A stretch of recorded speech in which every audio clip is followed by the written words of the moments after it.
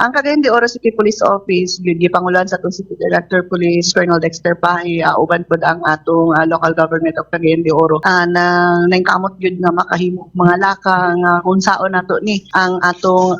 mga angay buhaton o programa nga dili gid mahitabo sa Cagayan de Oro nga ang mga nahitabo sa laing dapit.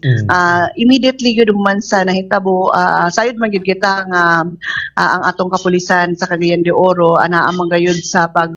secure sa atong mga schools sa bisan sa programa sa balik eskwela sa pag-abri sa klase. Apan sa karon gitahas ngayon nato kay naaman tay mga personnel nga na-assign sa Police Community Relation isa sa mga gipangtahasan nga mag-conduct og dialogo sa mga eskwelahan, sa mga administration sa eskwelahan para pakisayran kung unsa ang mga angay areas concerns nga pwede nato mahimo para mas mapalig-on nato ang seguridad. At the same time, matabangan nato ang mga other concerns